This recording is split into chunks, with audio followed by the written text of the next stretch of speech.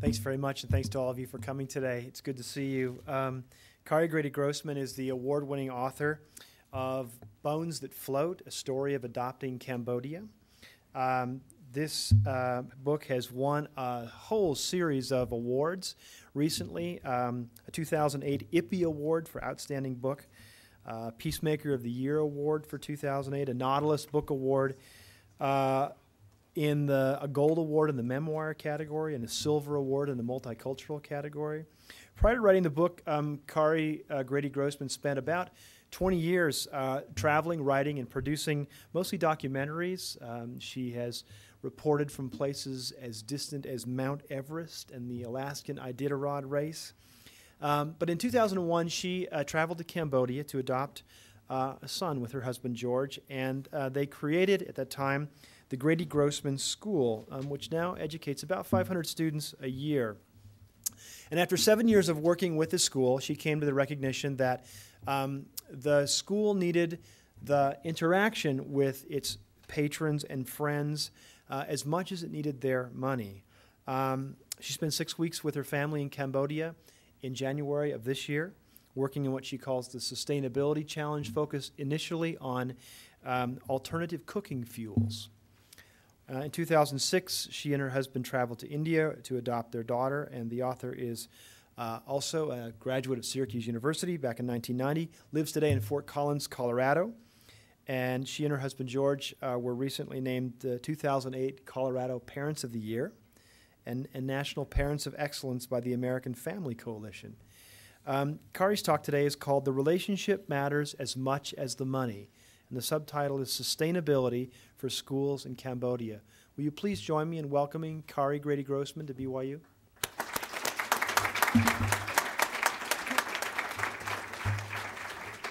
Thank you very much. And I'm really very pleased to be here. I understand that most or all of you are international studies students or majors or have some connection in that regard. So, you know, I wish we would have had those kinds of majors when I was in school, but they weren't. They were just sort of starting. Anyway, I'm going to tell you today what these are by the end of the lecture, but they're not donuts and they're not bagels. But how you get from adopting a child to those is a very long and interesting journey. Just quickly, show of hands if you've been to Cambodia or Southeast Asia or... Okay. Has anyone here studied Cambodia? Has anyone here studied the Vietnam War? Okay. So, I, like you, didn't know much about Cambodia or the Vietnam War 8 years ago until I went there for the first time to adopt a son. And up until that time, I had sort of heard of Pol Pot. I'd heard of the Khmer Rouge. It was this like dark thing. But really, you know, when I was in school in the 80s, high school in the 80s, and I graduated college in 1990, nobody really taught us anything about Cambodia at all. And what we knew about the Vietnam War was pretty much came to us from movies. Movies that were pretty much always told from an American GI perspective. And, you know, this might be dating me a bit, but movies like Rambo and Apocalypse Now and Born on the 4th of July, things like that. So that was my perspective that I went to Cambodia with. And when I got there, and prior to going there, I was, of course, reading all I could to understand the history of this country. And then when I got there, and I was at a temple complex there called Angkor Wat. It is a beautiful, amazing wonder of the world. And I was sitting there at sunrise with about 300 or 400 other people, many of whom were Cambodian. And the sun was hitting Angkor Wat, and it was just all of a sudden the sky turned sort of red and lit up the temple in this red glow. And the entire crowd of people sort of were stunned silent, if you will. It was a very sacred kind of a moment, and everyone sat down. And for me, in that moment, this peace sort of rushed over me. And I felt it go down through my body, and I was looking there, and in that moment, I suddenly felt this intense connection to Cambodia and Cambodians and its people and its history and its suffering became my suffering. And I was able, from that moment on, to start to sort of clear away my American perspective, if you will, and start to stand in Cambodian shoes and try to understand the world around me that I was seeing and what had created, why my son was an orphan in 2001 because of a war that happened 30 years ago. And I, of course, wanted to find a book that would inform me and answer that question, and I couldn't find one, and hence the reason that I wrote one. And that is what came out as Bones That Float.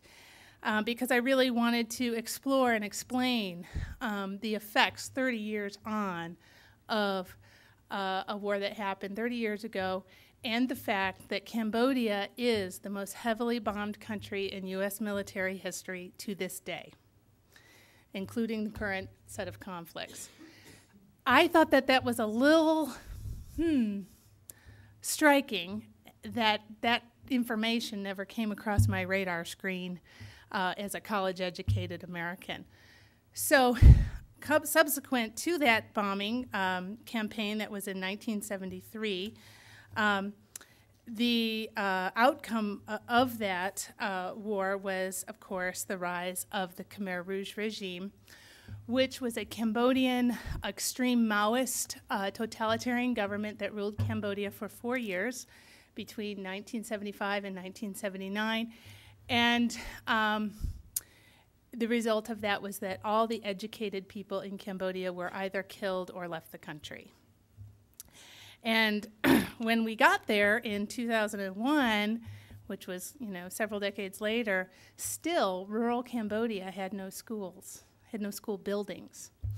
And we wanted to get involved in a project that would, we felt, have an effect on stemming the flow of the number of children into orphanages, and we felt that a school in a rural village would affect that kind of change. And so that is how we came to be the sponsors of a school in Cambodia 8 years ago, and still to this day. So what I'm going to do is read you a couple of passages from the book, and then I'm going to show you a 10-minute or 12-minute video of our school project in Cambodia, and then I'm going to tell you about Sustainable Schools International, which is a new project that we're launching based on the experience we learned of 8 years of working in Cambodia and working with local villagers to make their school sustainable. Now, when I sat down to write this book, I wanted to really bring the story of the Khmer Rouge regime to life in a way that people could connect with. So part of the story is how adopting a child led to sort of adopting a whole village, but the other part of the story is about a girl, a woman now, my age, who was a girl when I was a girl, and grew up in Cambodia, and she was about 6 years old when the Khmer Rouge took over, and she was forcibly, she and her family were forced to leave their home, and she was taken away from her family and made to be a child soldier. And she ended up immigrating to Denver as a refugee, and then eventually to Lander, Wyoming, where she runs a Chinese restaurant. And that's where I met her. And as I would, I came home, as you can imagine, those of you who've been to Du Bois, Wyoming, that's where I lived at the time, with a little Cambodian kid, and I'm looking around and I felt like I had just come back from another planet or something. Nobody around me had any idea what I had just seen. So finding her in this restaurant in Lander was really almost serendipitous, if you will. So she and I developed a fast friendship, and she would teach me how to cook Cambodian food in her restaurant. And during those times, the story of her life would sort of unfold. She started telling me this. Of course, I was asking a lot of questions. But what I realized as her mother chimed in and her sister chimed in, that this was the first time the family had talked about it. And it was the first time that their children had heard the story of what they always referred to as the war. And a lot of tears flowed, and I almost felt like I should have been a trauma specialist or some such thing. And I felt kind of unqualified. But what I realized after a while was really I just needed to be a witness. I just needed to lovingly listen and hold sort of a sacred space for this story to be told. And that was one of the reasons I wanted to put it in the book, because my feeling is that we all need to be witnesses to Cambodia's story, particularly because our own country had such a large role in what unfolded there and continues to unfold there. So I'm going to read a couple passages, and then after the film, we'll talk more about that, and I'll give you about 20 minutes for questions as well. Since you're all sort of international studies people, I'm going to read a little historical section. Excuse me. Breakfast, lunch, dinner, and snack were the code names for the targets of Operation Menu, the first secret bombing sorties inside Cambodia made by American B-52s. They started in the spring of 1969. I was 1 year old, and Niang Pram was pregnant with her daughter Malie. American forces had been warring in Vietnam for the better half of a decade, and the newly elected President Nixon had campaigned on the promise of ending the conflict. After 2 months in office, the new administration decided that they would have to use Cambodia to keep that promise. The North Vietnamese had established a supply route called the Ho Chi Minh Trail along the Cambodian border, and it was the nemesis of Nixon's desired peace with honor. Nixon's national security advisor, Henry Kissinger, was the chief strategist in this peace process, and he argued that a respectable amount of time needed to pass before South Vietnam was defeated. The logic called for a new word, Vietnamization, which meant that the South Vietnamese army was supposed to take over their war so America could go home without appearing to lose.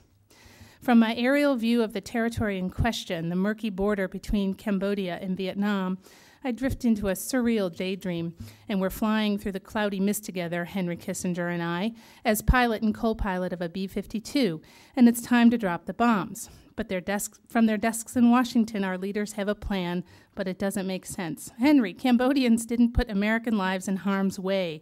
Our own politicians did. I shout over the roar of the engine.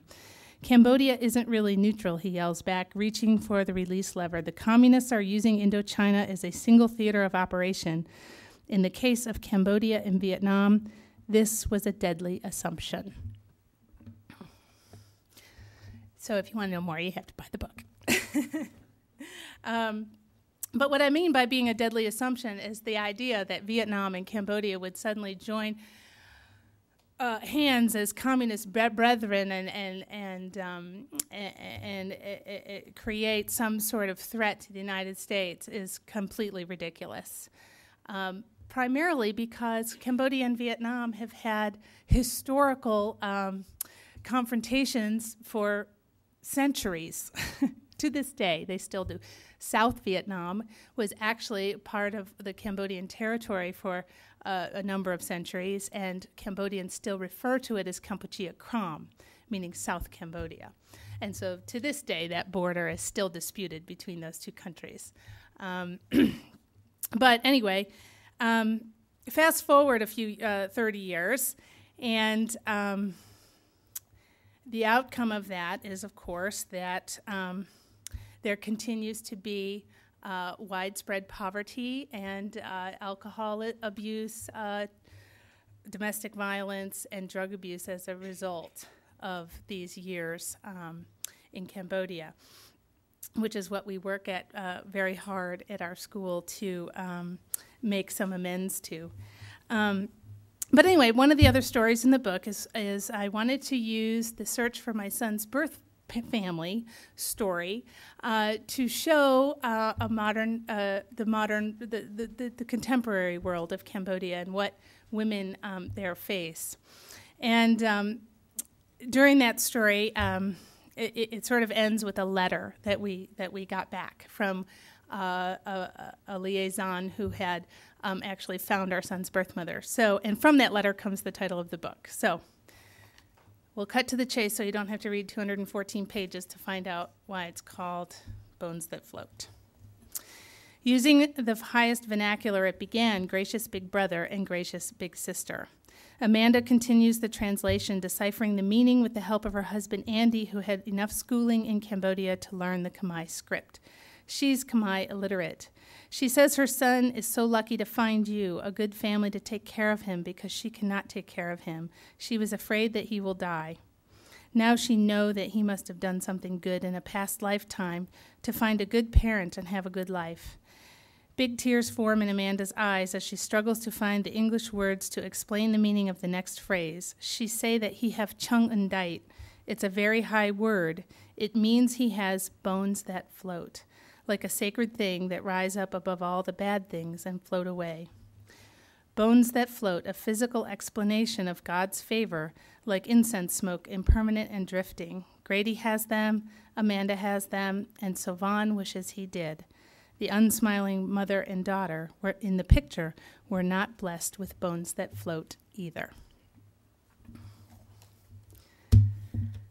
Okay, I want to move from that into a discussion of the school, but I think that to give you a good history of it, we'll go ahead and roll the film.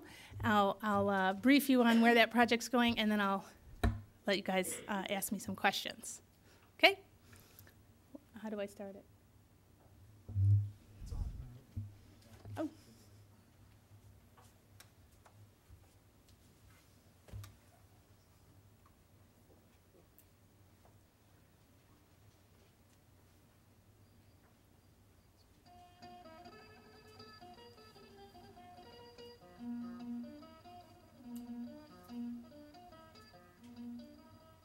Angkor Wat is one of the man-made wonders of the world, buried deep in the forest of Southeast Asia.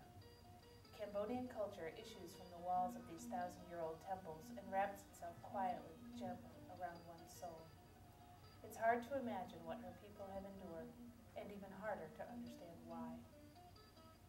Beginning with the war in neighboring Vietnam in the early 1970s that gave rise to Cambodia's genocidal Khmer Rouge regime, 30 years of continual civil war have destroyed the Cambodian economy, its healthcare, and its education system, leaving her one of the poorest countries in the world.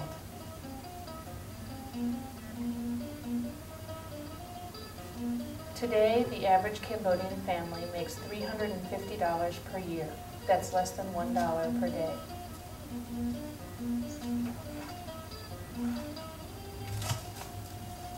There is one doctor for every 8,000 people. She is a nation of 12 million, where more than half the population is under 15. 1 in 5 children will die before the age of 5, mostly from diarrhea. Because the Khmer Rouge regime destroyed most of the school buildings and killed most of the teachers, the Cambodian education system was wiped out 3 decades ago and continues to stagger to its feet. 70% of the population remains illiterate.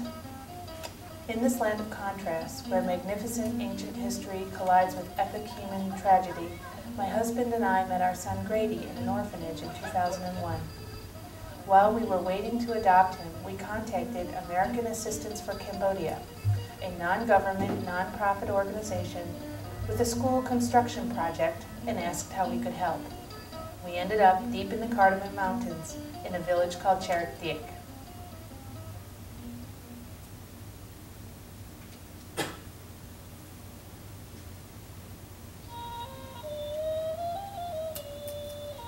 In March of 2001, this is where about 50 of the children from Cherokee studied.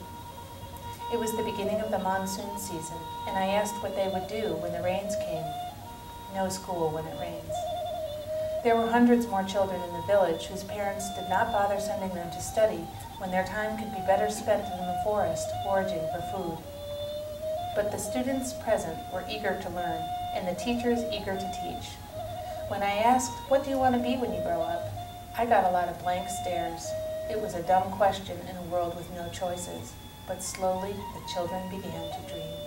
You want to be a teacher? Also the teacher. She wants to be the teacher? Yeah. She wants to be a teacher. She wants to be a teacher. Hey, she wants to be a nurse or doctor. A nurse or doctor, very good. Saying mà ôn đi chăng thì anh ngày cái đó.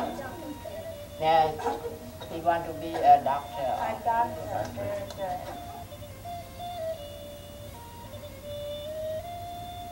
Although the challenges of the situation felt enormous, we decided that day to become partners with the children of Cherokee in the long, hard road out of poverty.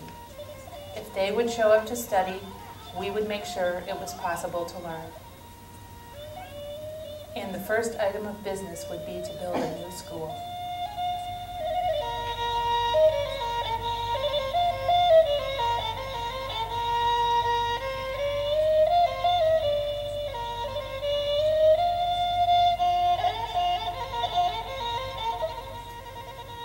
Just a few kilometers down the road, the village leaders had already selected a site for a new school building.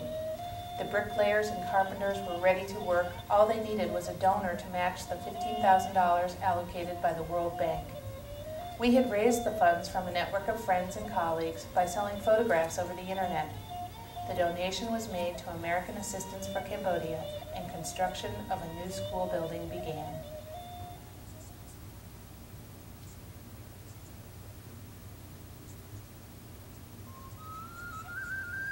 By the following school year, the building was ready. This footage was sent to us on a computer disk by our assistant in Phnom Penh after he delivered a new school uniform, shoes, and school supplies to every student and teacher on our behalf.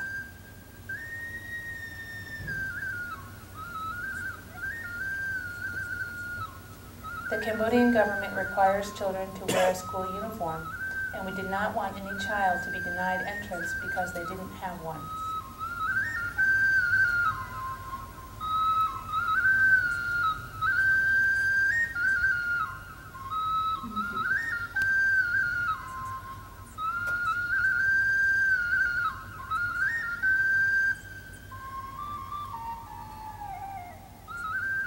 The distribution ceremony was followed by a cool drink of water from the new water well. The student body had grown to 177 students. It seems that when we value the children's education, so do their parents.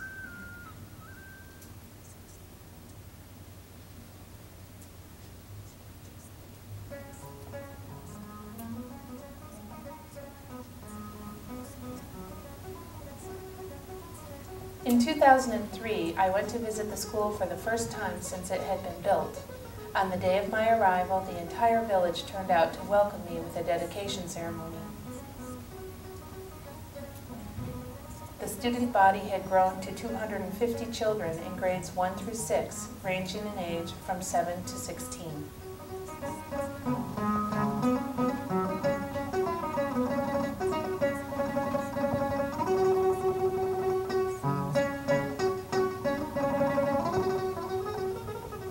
A solar panel had been installed on the roof, but we did not have a computer or English teacher yet. I passed out more school supplies, and this time I brought with me art supplies.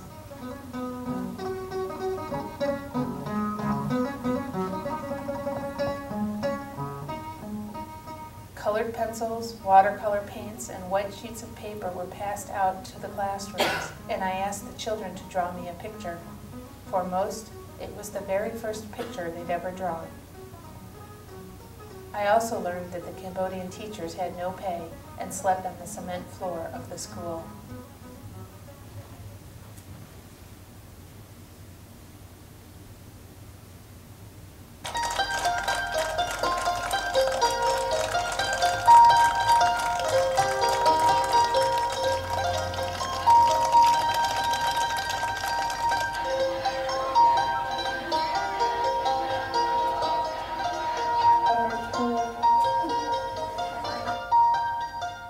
We had been sending the the teachers a food stipend of rice, dried fish, and soup mix for over a year and a half by the time I returned in January of 2005 for the opening of the new teachers' residence. The food and housing made it possible for the teachers to do their jobs and to consistently show up for work. Therefore, more children showed up for school, and the student body had now increased to 375.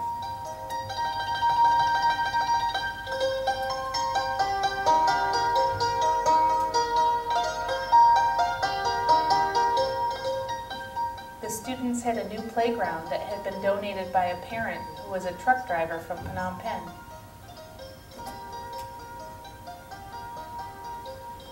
Although the pump to the water well had been broken by heavy use from the entire village, the school director had the students plant a garden, and taking care of it was part of their daily chores. We fixed the well and donated an irrigation system so they could expand this project.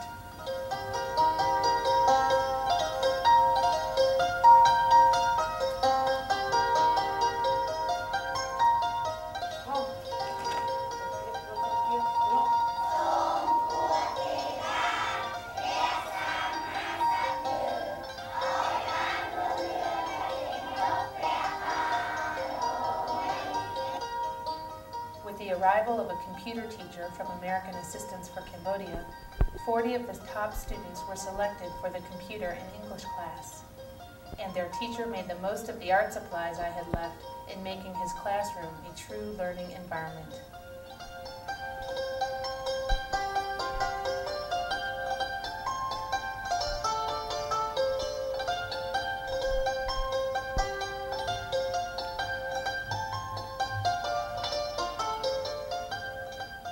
The moment I had been waiting for finally came when we held our very first library hour.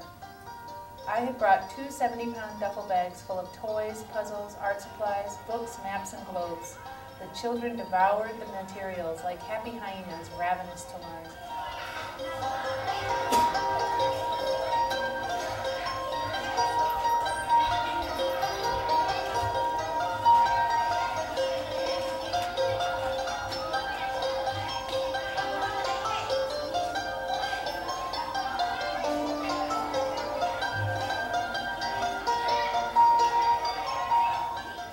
Children are reading, but they want to go to secondary school. The teachers are teaching, but they are only paid $13 per month. Please help us continue to light the path to their future.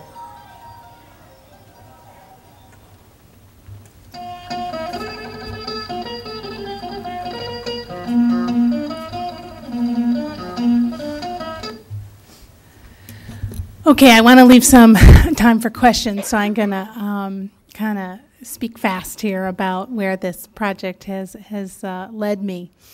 As I said, we've been working on this for 8 years, and we have some more updated footage from 2005 till now that I just haven't had time to edit in there. But going back every year and bringing more donations and supporting the teachers. We started our organization basically to support teachers so that they would show up. It had some success in that we have over 500 kids in the school now, but there's 100 in the first grade and 25 in sixth grade. That means that 80% have dropped out before completing primary school. And this is a school that has the support of a foreign donor. What about all the other schools that have been built by various donations from various organizations, peoples, and governments that do not have continuing support? What's happening in those? When I talk about the relationship matters as much as the money, I learned over time that, donating money is great, and it can help a few kids get through school, but it does, it's really about relating to the people and listening and trying to understand what causes the dropout rate. One is teachers not showing up, and of course the other is economic need for children to work as soon as they are big enough to be useful. And as I got to know the community deeper and better, and trust was sort of built, a lot of the other community problems kind of came into play. In this particular village, we have massive forest destruction. This is in the Cardamom Mountains, which was, it is on the edge of the Oral Wildlife Sanctuary, which was a World Biological Heritage Site. It has been ravaged by illegal logging for the last 3 years, which has a direct effect in that environment on the water supply. So suddenly we also had kids dropping out of school to chop down trees and walk for water. So, I realized that the school was a place that all of these issues that the community deals with had to be addressed, because it is the only community gathering place. It's the only permanent village in the building in the village, and it's the only place where all the kids go, no matter what side of various community conflicts that their parents are on. The number one of those being the forest destruction, because of course, because it is an illegal activity, there is tremendous amount of corruption. And the kids watch bribes being paid to the policemen on the street in front of the school on their way to school every day. And in the rural parts of Cambodia, kids don't have any money to pay. But in the urban parts of Cambodia, kids pay their teachers every day. They have to, and this includes little first graders will be bullied by their teacher for a payment. They pay to enter the class, they pay to take a test, they pay to get a grade, and they pay to pass. So, excuse me, that system not only privatizes education, it also teaches corruption, or embeds corruption further. So all of these things, issues, are things that I sort of learned and started to think about as we were moving forward with trying to understand how we could make this project sustainable. Because what I realized is, you know what? It's really not very empowering for a community in Cambodia to depend on a nice girl in Colorado to raise money and come every year and improve their school.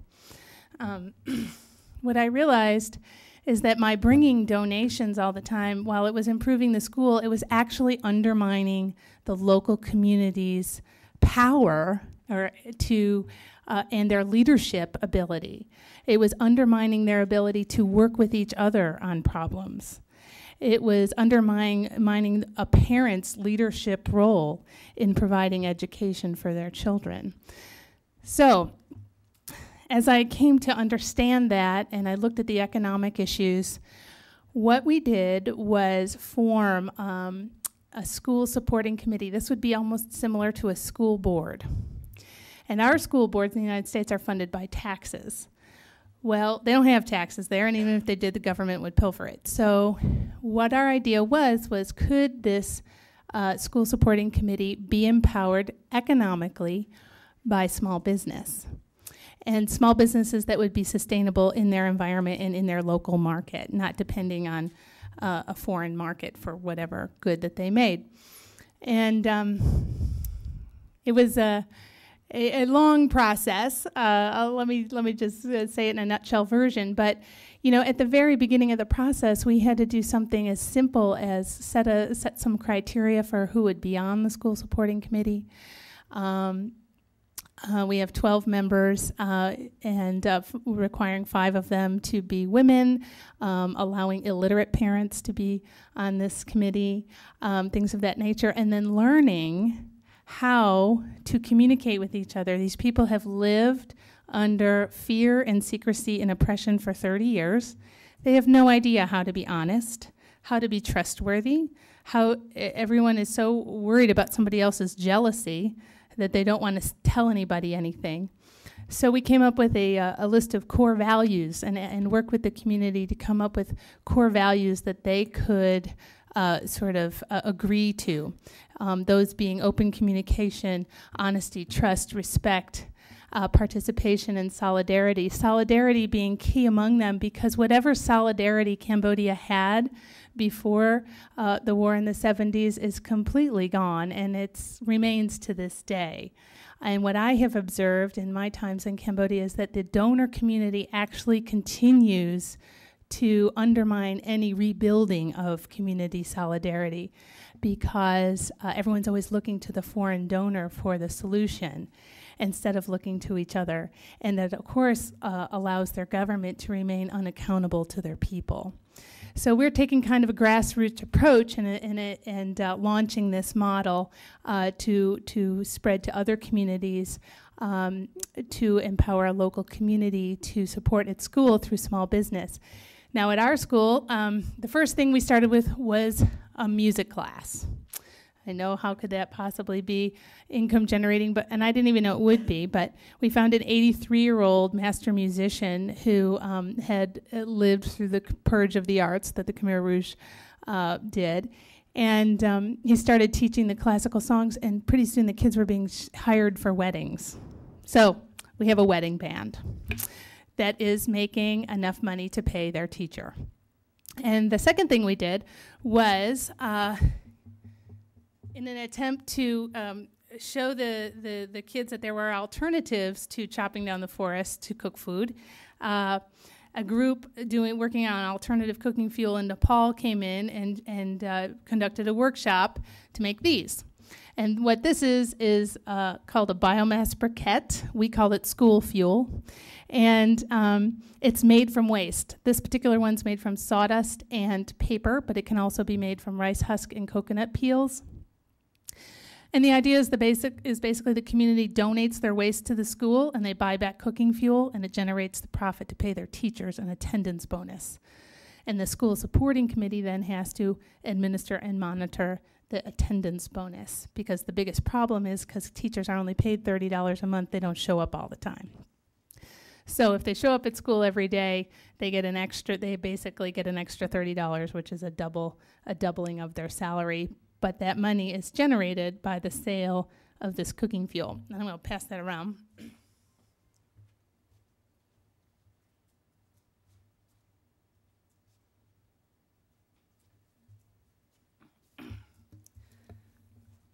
Excuse me. So one of the problems that they're having with it, though, is, of course, because in the recent election, there was a crackdown on the illegal logging, so suddenly the bribe payments for wood and charcoal went up, and the school was doing great. They could sell their briquettes, and they could generate profit to pay their teachers. Well, the ruling the CPP party won again, surprise, surprise, and the bribe payments for the traditional wood sticks went down, and now they're having a harder time selling them. So what they're learning for themselves at the grassroots level is how corruption affects their business. And these are the kinds of things that you have to learn at school there. What I learned is that reading and writing is all very good and very nice, but it doesn't feed you the next day. And if you aren't fed, you can't sit in the classroom. So we'll be continuing to pursue this idea and others that the community comes to us with, and we're helping them develop basically business plans so that they can empower themselves to sustain their school. And what we hope we will be able to do with the launch of Sustainable Schools International is bring this to a lot more of the rural schools in Cambodia that have no teachers in them. I want to just give the last couple minutes. I know some people have to go and at 10 of, so if there's questions, sometimes the best information I can give you actually comes from the questions you have. Yes?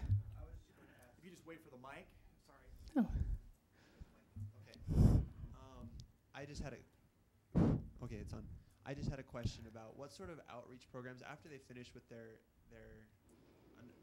not their undergraduate, they're not in college, but their primary school education, what sort of outreach programs, or is there anything that helps them continue their education, or any sort of continued development that they can follow, or do they just... Good question. First of all, this school is a primary school. We as an organization, our first goal was to get all kids who enter first grade to graduate sixth grade. I believe that the foundation for an education system begins with everybody at least having a primary education. So I don't put a lot of my resources into higher education scholarships for two reasons. Number one, I think it's more important to have a foundation of primary level for everyone. And number two, higher educated people end up going to the city or leaving the country. It's commonly known as a brain drain. Very few, almost none, will come back and work in the village.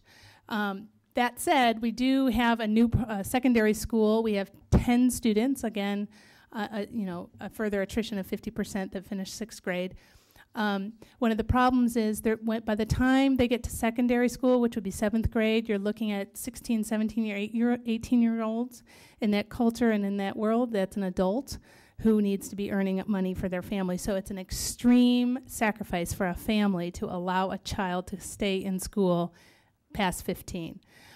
So that's what the major attrition is for. But we do have 10 kids in secondary school. We have 2 scholarships for girls to go to secondary school for the first time. And this year we have our first high school student. There is no high school in this area. He is now being boarded in Phnom Penh with a service partner we have who runs a boarding house there.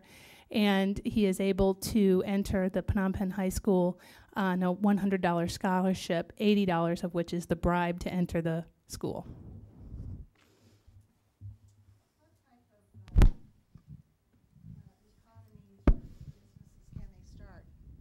What kind of economy businesses can they start now that they've erased? I mean, the forests are gone. Are they able to farm or sustain themselves that way, or what type of help is going into these communities to None. help them?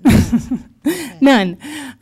But that's exactly what we're launching into. We had no idea that a music program could actually be an economic development project, but seeing that there was demand for that, that's one. The cooking fuel is another one, and agriculture is, of course, the biggest thing because most people live on farms, and so we are partnering with Heifer International, which some of you may have heard of, to do a sustainable agriculture demonstration site. We've bought the land next to the school so that families and students can come there and learn sustainable agriculture practices, especially given that so many trees have been cut down that affects their water supply. So they have huge water and irrigation problems now because of the loss of the forest. So that's what this demonstration site is intended to teach. It's just starting. Did that answer your question? Yeah. Oh, yep. You've alluded a little bit to governmental and economic corruption, but what kind of support does the government give to the school, and what kind of steps have been made to gain support from the government? The teachers are supplied by the government. The school is administered by the Ministry of Education, and so the 5 Khmer language teachers that we have are supplied and paid for by the government. They typically are high school graduates with 2 years of teacher training, and then they come as what they call a contract teacher. They're sent to a rural village and they're paid $15 a month. Once they get 1 year of experience, then they're allowed to move to an urban setting where they can get payments from the students every day. So it's very hard to keep even a minimally trained teacher in the building in the countryside.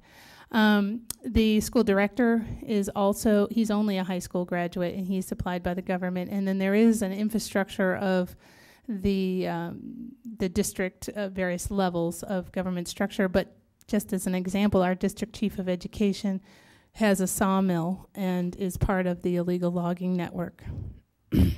And he has a 4th grade education. Most of the government jobs, especially in the outer rural areas, it's more of a matter of you get the job based on relationship, who you're related to. And then, of course, being in any kind of government position gives you the power to take payments for various things. That said, we are working with the district chief of Kampong Speu province, who is a really good guy, and on this idea with the cooking fuel and the school supporting committees, and he's quite supportive of it, and he's helping us get international NGO status from the Ministry of Foreign Affairs.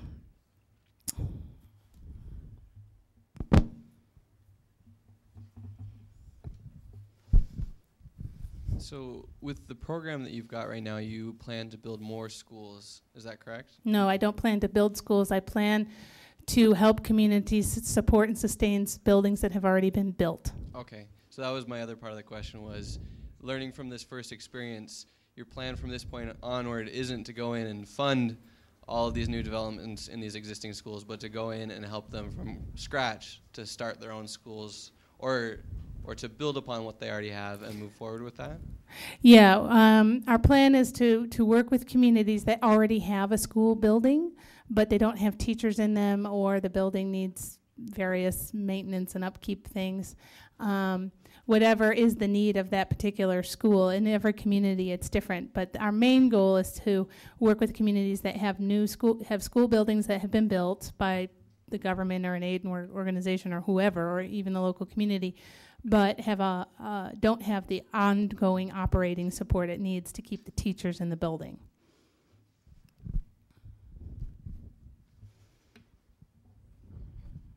So with all that's happened in Cambodia, is there now or will there ever be some kind of curriculum to teach the children about the civil history of their country? Great question. Up until now, it has not been taught. The Khmer Rouge is on trial right now in an international tribunal. It's basically trying the remaining living top 5 members of the Khmer Rouge regime, who are all in their 80s. But with that has come forth an effort to start putting together a curriculum and teaching it, but only in a few select schools in the city. Most of the children in Cambodia don't even believe it happened. And of course, most of the adults want revenge. So it remains something that's sort of a bit of a mystery. People who are growing up in this very dysfunctional world really have no context of reference of why it is the way it is. Anyone else? Sure.